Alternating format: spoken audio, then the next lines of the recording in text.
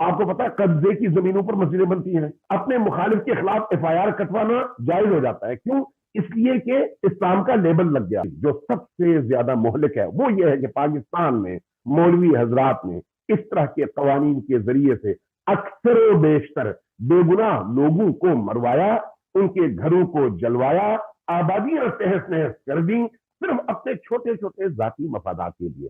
اب وہاں پر قانون تھا تو اس قانون کا انہوں نے استفادہ کیا اور فائدہ اٹھایا ہے, اس کا رستہ کون روکے گا؟ اس لیے سب سے بڑی بات یہ ہے کہ جب یہاں پر انسانی حرمت پر آنچ آنے کی بات ہو اور انسانی معاشرے کو تباہیوں اور فساد کی طرف دھکیلنے کا یہ قانون باعث بنے تو ایسے قانون کو کسی بھی صورت میں قبول نہیں کرنا چاہیے. ایک دوسری بات, آیا آج تک یہ جو 29512 اے بی سی جو اس کی مختلف اس کی شقیں ہیں, ان کے غلط استعمال کی آپ نے لسٹ نکالی ہے. وہ غلط استعمال آپ دیکھیں اور درست استعمال دیکھیں, آپ کو موازنہ کرنے میں بڑی آسانی ہوگی کہ کتنے لوگوں نے اپنی دشمنیاں نکالی. اب اگر ایسا کوئی قانون بنتا ہے تو اس کے ساتھ ساتھ یہ قانون بھی ہر صورت میں بننا چاہیے کہ اگر کوئی اسی قانون کو کسی فرد کے خلاف مس یوز کرتا ہے تو جو سزا اس قانون میں قانون توڑنے والے کے لیے ہے وہی سزا اس کو مس یوز کرنے والے کے لیے بھی ہو. لیکن ایسا تو کچھ بھی نہیں ہے. جو بندہ مس یوز کرتا ہے وہ بڑے مزے سے اپنے پیسے پورے کر لیتا ہے اور جا کے گھر میں عیاشیاں کرتا ہے. جو گھر جلے وہ جل گئے, جو بچے یتیم ہوئے وہ یتیم ہوئے. اب ایسی صورتحال میں اس طرح کے کسی قانون کو جو ناموس صحابہ کے نام پر خود صحابہ کے خلاف بنے, تو یہ صرف شیعوں کا مسئلہ نہیں ہے, یہ آپ کا بھی مسئلہ ہے, یہ اہل سنت کے ان بنیادی عقائد اور کتابوں کا بھی مسئلہ ہے.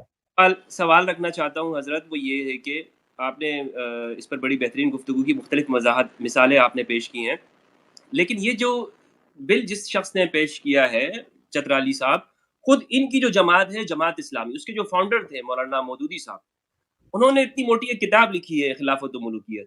تو اس میں انہوں نے جو چیزیں رکھی ہیں وہ تو سب اسی کے زمرے میں آتی ہیں, یعنی ان کے قانون کے نزدیک اصولاً تو نہیں آتی قانون ہے. تو یہ چترالی صاحب پہ تو سب سے پہلے چاہیے.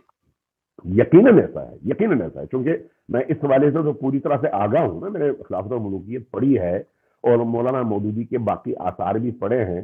مجھے چترالی صاحب کی عقل پر حیرت ہے کہ وہ اپنی جڑیں کاٹ رہے ہیں, اپنی, یعنی ان کے اس مسودہ قانون کو قانون بنانے کی صورت میں سب سے پہلے ان کو مولانا مودودی کو نکال کے عمر قید میں ڈالنا پڑے گا. کیونکہ مولانا مودودی نے تاریخ میں سے, احادیث میں سے, آیات میں سے جو استنباط کر کے چیزیں نکالی ہیں, جو واقعات بیان کیے ہیں, جو احادیث نقل کی ہیں, ان کی زد میں تو سب سے پہلے خود جماعت اسلامی آتی ہے. ان پڑھ لوگوں کی مشکل یہی ہوتی ہے, 2 رکعت کے اماموں کی مشکل ہمیشہ یہی ہوتی ہے, جب وہ ایک آنکھ بند کر کے دوسری کھول کر کسی رخ پر حرکت کرتے ہیں تو وہ ایک چیز دیکھتے ہیں, ایک پہلو, باقی پہلوؤں سے چشم پوشی کرتے ہیں. چترالی صاحب نے اس پاکستان کی 25 کروڑ عوام کے درمیان ایک فتنے کی آگ بھڑکائی ہے. میں جماعت اسلامی کو دوش نہیں دیتا, لیکن چترالی صاحب ذاتی طور پر اپنی ذاتی کیپیسٹی میں اپنے محدود ذہن اور انتہائی ناقص مطالعے کے نتیجے میں اس سازش کا شکار ہوئے ہیں اور انہوں نے بہت بڑا جرم کیا ہے اور ظلم کیا ہے امت مسلمہ پر اور پاکستان پر. میرا ایک سوال ہے, پاکستان کے علاوہ پوری دنیا میں کیا مسلمان موجود ہیں یا نہیں ہے؟ حتیٰ سعودی عرب میں ہیں, بحرین میں ہیں, کویت میں ہیں, اردن میں ہیں, عراق میں ہیں, آذربائیجان میں ہیں, ترکی میں ہیں, مصر میں ہیں, باقی ممالک میں ہیں. کیا وہاں کے مسلمان ہمارے چترالی صاحب اور سپاہ صحابہ سے کم مسلمان ہیں؟ وہاں پر اس طرح کے قوانین کیوں نہیں بنتے؟ وہاں پر اس طرح کا کوئی قانون مصر میں آپ دکھا دیں, سعودی عرب میں دکھا دیں, یا کسی اور اسلامی ملک میں دکھا دیں, آپ کو کہیں پر بھی نہیں ملے گا. یہ گزشتہ ان 40 سالوں کے پروپیگنڈوں اور فتنہ پروری کا نتیجہ ہے کہ آج یہ جو ان پڑھ اور جاہل ملا تھے وہ اس حد تک اس پروپیگنڈے سے متاثر ہو چکے ہیں کہ قانون بناتے ہوئے وہ یہ نہیں سوچتے کہ بھئی یہ قانون آیا خدا کے قانون سے ٹکراتا ہے یا نہیں. ہمارے لیے خدا کا قانون معیار ہے. اگر کوئی بھی قانون خدا کے قانون سے ٹکرائے تو وہ جوتے کی نوک پر ہے. یہ قانون جس میں صحابہ کرام کے حوالے سے ایسی بات کی گئی ہے، سوال یہ ہے کہ کیا خود نبی کریم کے دور میں صحابہ کرام کے حوالے سے قانون اور دوسروں کے حوالے سے قانون اور تھا؟ اس بات کا کوئی مولوی جواب دے. کیا رسول کریم کے بعد حضرت ابو بکر کے زمانے میں، حضرت عمر کے زمانے میں، حضرت عثمان کے زمانے میں، حضرت علی کے زمانے میں، بعد کی بادشاہتوں کے ادوار میں کوئی صحابہ کے لیے اور قانون اور دوسروں کے لیے اور قانون تھا؟ نہیں. اچھا، بعد کے ادوار میں جن لوگوں نے، اب آپ نبی کریم کے دور میں چاہے کچھ بھی کہہ لیں اور توجیہ کر لیں اور کہیں مشاجرات صحابہ پر بات نہیں کرنی چاہیے، لیکن نبی کریم کے بعد جن لوگوں نے اصحاب نبی کو قتل کیا، ان کے بارے میں آپ کیا کہتے ہیں؟ کیا ان کے بارے میں کوئی قانون ہے؟ نہیں ہے. ہزاروں اس طرح کے سوالات اٹھتے ہیں، ہزاروں سوالات، ایک دو تین نہیں، ہزاروں سوالات. ان سوالات کا کسی کے پاس کوئی جواب نہیں ہے، اور پھر اس پر سونے پہ سہاگا. میں نے کل کسی ٹی وی کے پروگرام میں بھی نشاندہی کی تھی. آپ جائیں آرکائیو میں تلاش کریں، آپ کو یہ چیزیں مل جائیں گی. ابھی کچھ عرصے پہلے پشاور میں 4 پریس پکڑے گئے، چاپ خانے، وہاں سے لٹریچر برآمد ہوا. جب لٹریچر برآمد ہوا تو اس لٹریچر میں جو کچھ بھی تھا وہ صحابہ کرام اور امہات المومنین کے خلاف تھا، لیکن جب ان کے مالکوں کو پکڑا گیا تو ان کا تعلق سپاہ صحابہ سے تھا. اس کا کیا مطلب ہے؟ اس کا مطلب واضح ہے کہ معاشرے کے اندر فرقواریت پیدا کرنے کے لیے اس طرح کی حرکتیں ماضی میں ہوتی رہی ہیں. اور اگزئی میں ایک تباہی پھیلی کچھ عرصہ پہلے، جنگ میں، محرم میں ایک بڑی تباہی آئی شیعہ سنی جنگ کی صورت میں. وجہ ایک کتے کے گلے پر ڈالا جانے والا پھٹا تھا جس پر ایک مقدس صحابی کا نام لکھا ہوا تھا. بعد میں جب تحقیق کی گئی، بندے پکڑے گئے تو وہ ان کے اپنے بندے تھے جنہوں نے یہ حرکت کی تھی آگ لگانے کے لیے. اب یہاں پر آپ کیا کہیں گے؟ ابھی یہ جو پنڈی کا واقعہ تھا 2014 میں، اور اس میں مختلف مسجدوں کو جلا کر قرآن جلا دیا گیا. قرآن کس نے جلایا؟ کافر نے نہیں، مسلمان نے. کون سا مسلمان؟ وہی جو 5 وقت کی نماز پڑھتا تھا، وہ جو صحابہ کرام کا نام لیتا تھا. کیا یہ توہین تھی یا نہیں؟ اپنے مقاصد کے لیے قرآن جلانا بھی درست ہے، اپنے مقاصد کے لیے جھوٹ بولنا بھی درست ہے، اپنے مخالفین کو زچ کرنے اور کٹہرے میں کھڑا کرنے کے لیے صحابہ کی توہین بھی درست ہے، کوئی مسئلہ نہیں ہے. یہ ایک ایسا ملک ہے جہاں پر اس طرح کے لوگ بستے ہیں. اب ایسے ملک میں قانون سازی کے حوالے سے آپ کو 1000 دفعہ سوچنا پڑتا ہے، 1000 دفعہ. میں ایک دفعہ قاضی حسین احمد مرحوم ان کے ساتھ بیٹھا ہوتا، انہوں نے مجھے یہ بتایا کہ ہم نے لاہور میں ایک لٹریچر ہمارے پاس آیا اور اس میں صحابہ کرام کے حوالے سے بڑی الٹی سیدھی باتیں تھی. قاضی حسین احمد کی میں بات بتا رہا ہوں، انہوں نے مجھے خود یہ بات بتائی، کہا کہ ہم نے تحقیق کی تو پتہ چلا کہ یہ سارا سپاہ صحابہ کا اپنا کیا دھرا تھا.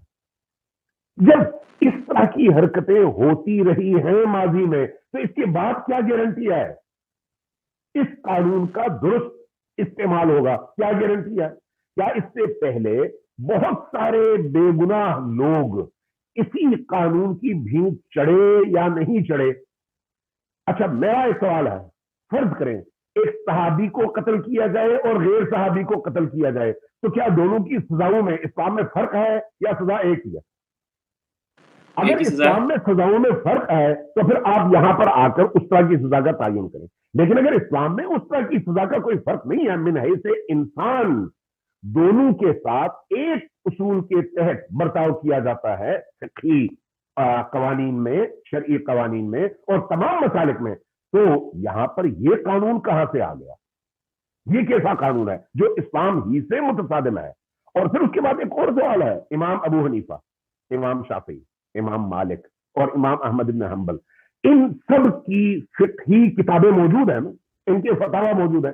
کوئی ایک کتاب نکال کر ایک فتویٰ دکھا دے جہاں پر اس طرح کے امتیازی قوانین کی کوئی گنجائش بھی بنتی ہو، کوئی ایک بتا دیں. اسی طرح سے خود نبی کریم کے اپنے دور کے بعد علامہ صاحب ایسی کوئی مثال نہیں ملتی. آپ نے جو بتایا کہ وہ تو آپ نے اصولی طور پر بات کی، لیکن پاکستان کے حالات میں اگر دیکھا جائے تو اس سے نقصان کیا ہوگا؟ مثلا کیا اگر یہ پاس بھی ہو جاتا ہے 10 سال کی قید، تو کیا ہوگا کیا پاکستان میں؟ دیکھیے اس کے نتیجے میں یہ ہوگا کہ اس وقت جو ہمارے معاشرے کے اندر آپ کو پتا ہے نا کہ مولوی صاحبان ہمارے سیاستدانوں کی طرح سے سب سے زیادہ کرپٹ طبقہ ہے اس معاشرے کا. اسلام کے نام پر اسلام کا سب سے زیادہ استحصال مولوی کرتا ہے. آپ کو پتا ہے قبضے کی زمینوں پر مسجدیں بنتی ہیں، قبضے کی زمینوں پر مسجدیں بنتی ہیں. یہ چوری ہے یا نہیں، ڈاکہ ہے یا نہیں، لیکن چونکہ اسلام کا لیبل لگ جاتا ہے اس لیے وہ ڈاکہ اور چوری جائز ہو جاتا ہے. اسی طرح سے اپنے مخالف کو قتل کروانا جائز ہو جاتا ہے. کیوں؟ اسلام کا لیبل لگ گیا. اپنے مخالف کے خلاف ایف آئی آر کٹوانا جائز ہو جاتا ہے. کیوں؟ اس لیے کہ اسلام کا لیبل لگ گیا. لہذا اس قانون کے نتیجے میں صرف شیعہ اس پہ زد پہ نہیں آتا، ہر وہ بندہ جو کسی سے کوئی عناد رکھتا ہو وہ اس شخص کے خلاف فوری طور پر اسی طرح کی کوئی ایف آئی آر کٹوائے گا اور اس کو عمر بھر رگڑے دے گا. یہ اس کا مس یوز ہے، اور ماضی گواہ ہے کہ مستقبل اور زیادہ تباہ اور تباہال ہوگا اور مستقبل اور زیادہ بھیانک ہوگا. ماضی میں 3 سال سزا تھی یا 10 سال سزا تھی، اب عمر قید ہے، اور عمر قید کے نتیجے میں تو اس کے بھیانک اثرات سامنے آئیں گے. کیا آپ نے ابھی نہیں دیکھا عمران خان پر جو حملہ ہوا اس کے لیے کس چیز کا سہارا لیا گیا؟ مذہبی انتہا پسندی. یعنی آپ اپنے سیاسی مقاصد کے لیے اس اسلامی قانون اور اسلامی رجحان کو بھرپور یوز کرتے ہیں، چاہے آپ مولوی ہو چاہے آپ سیاستدان ہو. اب آپ ایک ایسے معاشرے میں اگر اس جرم کو قانونی شیلٹر بھی دیں تو پھر آپ کے پاس بچتا کیا ہے؟ آپ نے معاشرہ تو پہلے ہی آتش فشاں کے دہانے پر لے جا کے کھڑا کر دیا ہے. ایک دھماکے کی دیر ہے سارا معاشرہ تباہ و برباد ہو جائے. اس طرح کے قوانین کے نتیجے میں آپ نہ اہل حدیث کو بچا سکیں گے، نہ دیوبندیوں کو بچا سکیں گے، نہ بریلویوں کو بچا سکیں گے، نہ شیعوں کو بچا سکیں گے. کوئی نہیں بچے گا. اور پھر دین سے بے اعتنائی اور دین سے بیزاری سب سے زیادہ اسی طرح کے قوانین کے نتیجے میں وجود میں آئے گی. ابھی آپ یونیورسٹیز میں چلے جائیں، یونیورسٹیز کا جو حال ہے وہ یورپ میں نہیں ہے. پاکستان کی یونیورسٹیز میں یورپ میں نہیں ہے. میں یہ دعوے سے کہہ رہا ہوں، میں نعرے نہیں لگا رہا.